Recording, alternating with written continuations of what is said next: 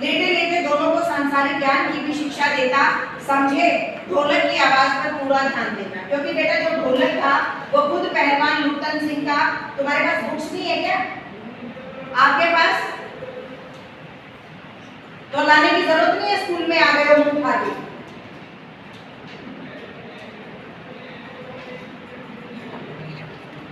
कि मेरा गुरु कोई पहलवान नहीं, यही ढोल है, समझे। ढोल की आवाज के प्रताप से ही मैं पहलवान हुआ। दंगल में उतरकर सबसे पहले ढोलों को प्रणाम करना, समझे। वो बार बार उनको यही चीज बताता था कि मेरे जो गुरु थे वो ढोल थे, कोई और नहीं था। मैं उन्हीं की थाप और आवाज को सुनकर ही दंगल में हमेशा विजयी रहा और मैंने इतना नाम कमाया।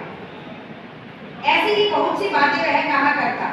फिर मालिक को कैसे खुश रखा जाता है, कब कैसा व्यवहार करना चाहिए आदि की भी शिक्षा वह नित्य दिया करता था। यानी कि अपने बच्चों को वो संस्कारी बनाने में कोई कसर नहीं छोड़ता था।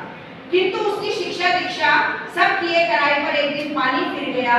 वृद्ध राजा स्वर्ग सिधार गए। जिन राजा ने उन्हें राज पहलवान बनाया था वो स्वर्ग सिधार गए और उनका जो लड़का था नए राजकुमार ने विलायत से आते ही राज्य को अपने हाथों में ले लिया। राजा साहब के समय शिथिलता आ गई थी, राजकुमार के आते ही दूर हो गई। यानी उनको लगता था कि राजा साहब ने तो कुछ भी नहीं किया और अब जो है सारा काम मुझे ही करना है। वो विलायत से आया था तो सारे काम अपने अनुसार करने लगे। बहुत परिवर्तन हुए। उन्हीं परिवर्तनों की चपेटाघात में पड़ा पहलवान भी, यानी कि उस परिवर्तन की चपेट में पहलवान भी आ गया। ठीक है। और दंगल का स्थान घोड़े की रेस में ले लिया। जैसे बेटा हम कहते हैं ना कि बाद में ये जो कुश्ती कबड्डी आदि पहले खेल खेले जाते थे, आजकल उनके स्थान पर कितने नए खेलों ने ले लिया है कि कोई पोलो है, बिलियर्ड्स है, टेबल टेनिस है। लेकिन पहले जो है गिने चुने 2-4 खेल होते थे। मेलों में भी दंगल आयोजित किए जाते थे, कुश्ती होती थी, कबड्डी होती थी। लेकिन फिर कहते लड़का विलायत से आया था, जहाँ मेले के दौरान दंगल में कुश्ती कबड्डी करवाई जाती थी, उसका स्थान किसने ले लिया था? घोड़े की रेस में। ये भी आपका एमसीक्यू बनता है, इसको अंडरलाइन कर लीजिए। कुश्ती या दंगल का स्थान किसने लिया था राजकुमार के आने पर? घोड़े की रेस। पहलवान और दोनों भागी पहलवानों का दैनिक भोजन वह सुनते ही राजकुमार ने कहा टेरिबल, यानी कि ये तो बड़ी गड़बड़ वाली बात है। जब उसने कहा ना इनको भोजन दिया जाता है, इतना कुछ मिलता है, तो वो हक्का बक्का रह गया। राजकुमार कहते हैं ये तो बहुत गलत बात है। नए मैनेजर साहब ने कहा हॉरिबल, कि हाँ वास्तव में हॉरिबल है ये तो। पहलवान को साफ जवाब मिल गया, राज दरबार में उसकी आवश्यकता नहीं। यानी कि अब उसको बेचारे को राज दरबार छोड़ना पड़ा, उसको गिड़गिड़ाने का भी मौका नहीं दिया। उसी दिन वह ढोलक कंधे से लटकाकर अपने दोनों पुत्रों के साथ अपने गांव में लौट आया और वहीं रहने लगा। गांव के एक छोर पर गांव वालों ने एक झोपड़ी बांधी। क्या था उस समय? हैजा, मलेरिया, ये सारी बीमारियों का प्रकोप जो है वो गांव पर था। और एक एमसीक्यू का आप लोगों को ध्यान रखना है, घोड़े की रेस ने किसका स्थान लिया था? किसका स्थान लिया था? कुश्ती और कबड्डी। इन चीजों को कल से आप सभी के पास एक मार्कर होना चाहिए बेटा, जिसको आप लोग साथ के साथ अंडरलाइन करते हुए चलोगे, क्योंकि आधे क्वेश्चन तो आपके यहीं से बन जाएंगे। ठीक है। गांव वालों ने झोपड़ी बांधी, वहीं रहकर वह गांव के नौजवानों और चरवाहों को कुश्ती सिखाने लगा। बेटा आपने भी देखा होगा कि जगह जगह पर अखाड़े खुले हुए होते हैं कि नहीं? स्थान स्थान पर अखाड़े खुले होते हैं और वहीं पर लोगों को कुश्ती करवाई जाती है, कबड्डी करवाई जाती है, होता है कि नहीं? तो वो भी जो था पहलवान था, वो गांव में आ गया और उसने वहां पर जो चरवाहों के बच्चे थे, जो गांव वालों के बच्चे थे, उनको वो वहां पर कुश्ती सिखाने लगा। खाने पीने का खर्च गांव वालों की ओर से बंधा हुआ था। जाहिर सी बात है, अगर कोई गुरु किसी भी प्रकार की शिक्षा देता है तो बदले में उसे भी कुछ ना कुछ दिया जाता है। तो गांव वाले जो है उसको खाने पीने का खर्चा दे दिया करते थे। सुबह शाम वह स्वयं ढोलक बजाकर अपने शिष्यों और पुत्रों को दाव पेच वगैरह सिखाया करता था।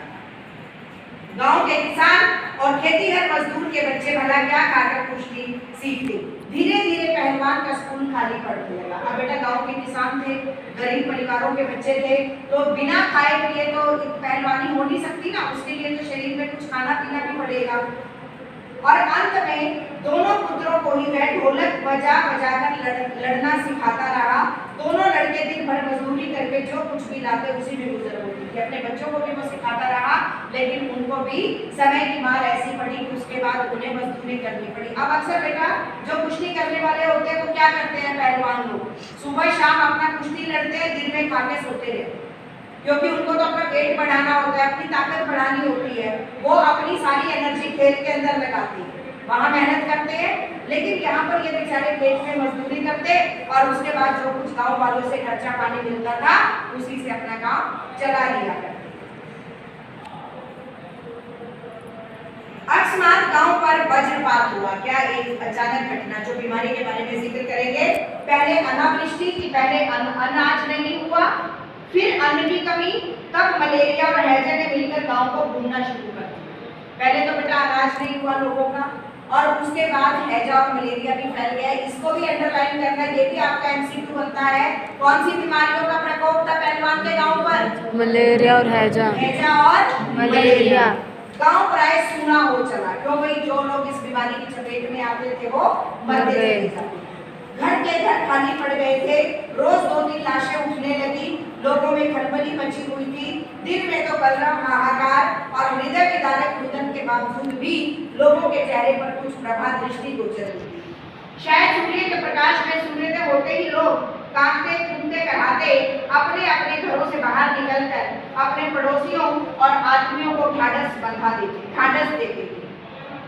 अरे क्या करोगी रोकर दुल्हन, जो गया सो गया, तो चला गया, वह तुम्हारा नहीं था, वह जो है उसको तो देखो। भैया घर में मुर्दा रखे कब तक रहोगे, कफन की क्या जरूरत है, दे आओ नदी में इत्यादि। वो कहते हैं कि ये सारी बातें लोगों से एक दूसरे को सुनने को मिलती थी। यानी कि अगर किसी परिवार के घर में किसी की मृत्यु हो जाती, किसी परिवार में किसी सदस्य की मृत्यु हो जाती थी, तो लोग आस पड़ोस के इसी प्रकार उनका ढाढ़स करवाते। किंतु सूर्यास्त होते ही जब लोग अपनी अपनी झोपड़ियों में घुस जाते तो चू भी नहीं करते। उनकी बोलने की शक्ति भी जाती रहती थी। पास में दम तोड़ते हुए पुत्र को अंतिम बार बेटा कहकर पुकारने की भी हिम्मत माताओं की नहीं होती। रात्रि की विभीषिका को सिर्फ पहलवान की ढोलक ही ललकार कर चुनौती देती रहती। पहलवान संध्या से सुबह तक चाहे जिस ख्याल से ढोलक बजाता हो, किंतु गांव के अर्धमृत औषधि उपचार पत्ते विहीन प्राणियों में वह संजीवनी शक्ति ही भरती थी। समझ गए कि जब वो ढोलक बजाता था तो वो बेसिकली लोगों को थोड़ा उनका मन बहलाने के लिए भी सोचता था कि लोगों में थोड़ी सी वो कहते कि संजीवनी भर हो जाती थी, कि थोड़ा उत्साहित करने के लिए, ताकि लोग इस गम में ही ना रहे, तो इसलिए वो वहां पर ढोलक बजा दिया करता था। बूढ़े बच्चे जवानों की शक्तिहीन आंखों के आगे दंगल का दृश्य नाचने लगता था, क्योंकि ढोल दंगल में बजता था तो बच्चों को लगता था कि देखो वही दृश्य जो मेले लगते थे जब वो करते थे, पुरानी यादें ताजा हो जाती थी। स्पंदन शक्ति स्नायुओं में भी बिजली दौड़ जाती थी। अवश्य ही ढोलक की आवाज में न तो बुखार हटाने का कोई गुण था और न महामारी की सर्वनाश शक्ति को रोकने की शक्ति। पर इसमें संदेह नहीं कि मरते हुए प्राणियों को आंख मूंदते समय कोई तकलीफ नहीं होती। मृत्यु से वे डरते नहीं थे, डरते थे, बिल्कुल डर लगता था, लेकिन थोड़े समय के लिए उनका जो मन बह जाएगा। जिस दिन पहलवान के दोनों बेटे क्रूर काल की चपेटा घात में पड़े, असह्य वेदना से छटपटाते हुए दोनों ने कहा था, बाबा उठा पटक वाला ताल बजाओ। तो बच्चे जब बीमार पड़ गए थे, उसके खुद भी दोनों बच्चे, तो उन्होंने कहा था उठा पटक वाला हमारे लिए भी वही ताल बजाओ जो ढोल का था। चटाक चट था, चटाक चट था। सारी रात ढोलक पीटता रहा पहलवान, बीच बीच में पहलवानों की भाषा में उत्साहित भी करता था, मारो बाहर। प्रातःकाल उसने देखा उसके दोनों बच्चे जमीन पर निस्पंद पड़े हैं, दोनों पेट के बल पड़े हुए। एक ने दांत से थोड़ी मिट्टी खोद ली थी, एक लंबी सांस लेकर पहलवान ने मुस्कुराने की चेष्टा की थी, दोनों बहादुर गिर पड़े। यानी कि यहाँ पर उसके दोनों बच्चे भी काल के ग्रास। ठीक है। उस दिन पहलवान ने राजा श्यामानंद की दी हुई रेशमी जंगिया पहन ली। राजा श्यामानंद जो थे, सारे शरीर में मिट्टी मलकर थोड़ी कसरत की, फिर दोनों पुत्रों को कंधों पर लाद कर नदी में बहा आए। लोगों ने सुना तो दंग रह गए, कितनों की हिम्मत टूट गई। उन्हें लगा कि जब पहलवान के बच्चे ही नहीं रहे तो इससे औरों की भी हिम्मत जो है वो जवाब दी। 4-5 दिनों के बाद एक रात को ढोलक की आवाज नहीं सुनाई पड़ी, ढोलक नहीं बोली। पहलवान के कुछ दिलेर किंतु रुग्ण शिष्यों ने प्रातःकाल जाकर देखा, पहलवान की लाश चित पड़ी। उन्होंने क्या देखा कि वहां पर जो है जब ढोलक नहीं बजी तो देखा उन्होंने कि वहां क्या हो रहा है, तो वहां पर देखा कि पहलवान भी मौन के आगोश में सो रहा। आंसू पोंछते हुए एक ने कहा, गुरुजी कहा करते थे कि जब मैं मर जाऊं तो चिता पर मुझे चित नहीं पेट के बल सुलाना, कि मुझे उल्टा सुलाना, मैं जिंदगी में कभी चित नहीं, समझ गए कि मैं कभी नहीं हारा। तो ये भी अंडरलाइन करो कि उसने मृत्यु के बाद क्या इच्छा जाहिर की थी कि मुझे कैसे सुलाना, पेट के बल, और चिता सुलगाने के समय ढोलक बजा देना, ये उसकी इच्छा थी। ये भी हो सकता है अब वह आगे नहीं बोल सका, इसके बाद तो शिष्य बेचारा रो बड़ा भावुक हो गया, इससे आगे की बात वो नहीं कह सका। आगे भी समझ में पाठ बहुत अच्छे से। अब इसकी प्रश्नावली की ओर बढ़ते हैं। कुश्ती के समय ढोल की आवाज और लुट्टन के दांव पेच में क्या तालमेल था? पाठ में आए ध्वन्यात्मक शब्द और ढोल की आवाज आपके मन में कैसी ध्वनि पैदा करती है, उन्हें शब्द दीजिए।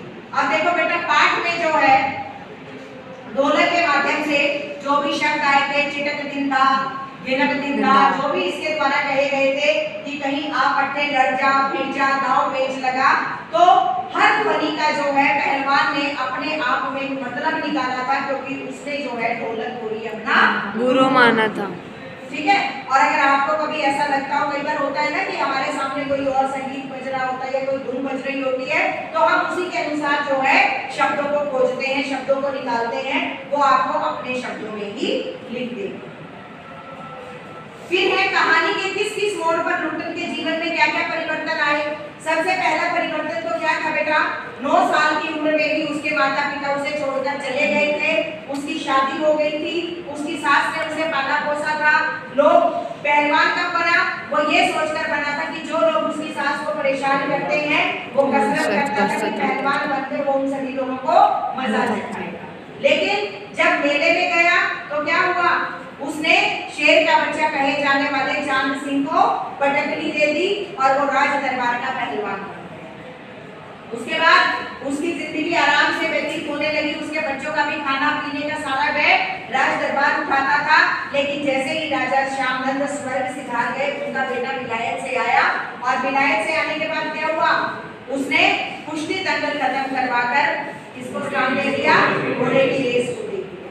फिर वो गांव में आकर अपने बच्चों को, चरवाहों के बच्चों को कुश्ती सिखाने लगा, उसके बच्चे मजदूरी करने लगे, और अंत में मलेरिया और हैजा की चपेट में उसके दोनों पहलवान बच्चे भी आ गए, और एक दिन वो भी मौत के आगोश में समा। लुट्टन पहलवान ने ऐसा क्यों कहा होगा कि मेरा गुरु कोई पहलवान नहीं, यही ढोल है। क्यों? क्योंकि जब मेला लगा था, अखाड़े में वो गया था, तब उसके पक्ष में जय ध्वनि, जय घोष करने वाला कोई नहीं था, बल्कि सभी शेर के बच्चे चांद सिंह के प्रति जय घोष कर रहे थे।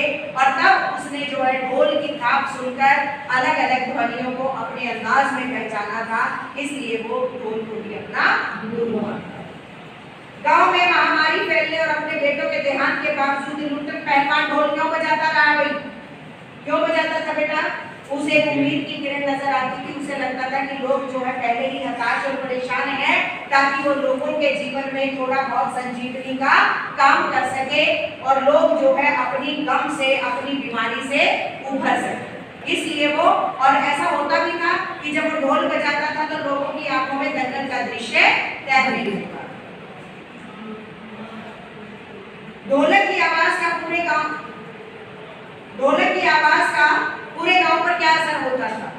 लोग थोड़ी देर के लिए, जो उनके मित्र प्रियजन जिनका देहांत हो गया था, थोड़ी देर के लिए जो है वो ढोल की आवाज से अपने जो मन को है वो शांति प्रदान कर पाते थे, और उनका ध्यान जो है उनकी यादों में, दंगल की याद जो है क्या करते थे, वो उस याद को समेटने लगते थे, उस दृश्य को देखने का प्रयत्न करते थे, जिससे उनका थोड़ा बहुत मन जो है वो इधर उधर हिलने लगता। ढोलक की आवाज। ओके, महामारी फैलने के बाद गांव में सूर्योदय और सूर्यास्त के दृश्य में क्या अंतर होता था? क्या होता था अभी? जब सूर्योदय होता था रोते हुए किसी न किसी की मृत्यु हो जाती थी, और अंत में जो है कभी बच्चों के कराने की आवाज, और कभी कुछ गांव में सन्नाटा छा जाता था। और क्या होता था? सियारों के रोने की आवाज आती थी। कुश्ती या दंगल पहले राजाओं का प्रिय शौक हुआ करता था। पहलवानों को राजा एवं लोगों के द्वारा विशेष सम्मान दिया जाता था। ऐसी स्थिति अब क्यों नहीं है भाई? बताओ अपनी तरफ से बताओ, कुछ भी क्यों नहीं है आज के दिन? नहीं खेल बोलो जी। बहुत बढ़िया कि आजकल जो है बहुत सारे हमारे समाज में राष्ट्रीय अंतर्राष्ट्रीय नए खेल आ गए हैं और कुश्ती की जगह जो है, जिस पाठ में भी बताया गया कि घोड़े की रेस ने ले ली थी, उसके अलावा भी बहुत सारे खेल हैं जिन्होंने कुश्ती का स्थान ले लिया। इसकी जगह अब किन खेलों ने ले लिया बता सकते हो? इसकी जगह बिलियर्ड्स आ गए, टेबल टेनिस आ गया है, क्रिकेट आ गया है, इतने सारे खेलों का वर्णन कर सकते हो। घोड़े की रेस जो था, अगर पाठ के अनुसार आप इसमें बात करेंगे तो आप क्या करेंगे? घोड़े की रेस, घोड़े की रेस ने ले लिया। और अगर ऐसा प्रश्न आ जाता तो उसके बाद आप मेंशन कर सकते हो कि इन कुश्ती का राज दरबार में घोड़े की रेस ने स्थान ले लिया था, और फिर उसके बाद आप लिख सकते हो और आधुनिक समय में भी और भी बहुत सारे खेल खेले जाते हैं। कुश्ती को फिर से प्रिय खेल बनाने के लिए क्या क्या कार्य किए जा सकते हैं? क्या क्या हो सकता है? बोलो। बच्चों को जागरूक करना, इसकी जो पारंपरिक महत्व है उसको बताना, क्योंकि पारंपरिक महत्व तो है, ठीक है। और इससे क्या होगा? दोबारा से जो है हमारे जो कुश्ती के खेल जो हमारे पूर्वज खेला करते थे, वो दोबारा से हमारे समाज में बच्चों के द्वारा खेले जा सकेंगे। बच्चों को अच्छा भोजन देना, साथ ही साथ स्वास्थ्य विभाग खेल विभाग और सरकार के द्वारा भी इसके प्रति बच्चों को कोई प्रोत्साहित राशि देना, अगर कोई बच्चा जीत कर आता है। अभी आपने देखा होगा, ये बात अलग है कि जो आजकल जो पहलवान सुशील कुमार है वो गलत उसमें ट्रैक पर चले गए, लेकिन शायद कुश्ती के ही थे ना, ये कुश्ती का इन्होंने इतने समय के बाद इतना देश का नाम किया था। हाँ, लेकिन वो बात अलग है। हाँ जी, बिल्कुल है, ठीक है। तो आजकल फिर से जो, हाँ वो बात अलग है कि पहले जो मिट्टी में खेले जाते थे, आजकल वो मैट पर खेले जाते हैं। आकाश आशय स्पष्ट करें, ये इंपॉर्टेंट है काफी। आकाश से टूटकर यदि कोई भावुक तारा पृथ्वी पर जाना भी चाहता तो उसकी ज्योति और शक्ति रास्ते में ही शेष हो जाती थी। अन्य तारे उसकी भावुकता अथवा सफलता पर किलकिलाकर हंस पड़ते थे। ये बेटा भावुक तारा ये नहीं है, मानवीकरण कर दिया गया है कि ऊपर से तारा टूट कर आता था तो उसको नहीं। ये उस व्यक्ति का वर्णन है कि जो लोग हताश थे, परेशान थे, अगर उनकी मदद करने के लिए कोई आना भी चाहता तो दूसरे जो है उसका मजाक उड़ाने लग जाते थे। इन पंक्तियों से ये अभिप्राय। ठीक है जी, धन्यवाद।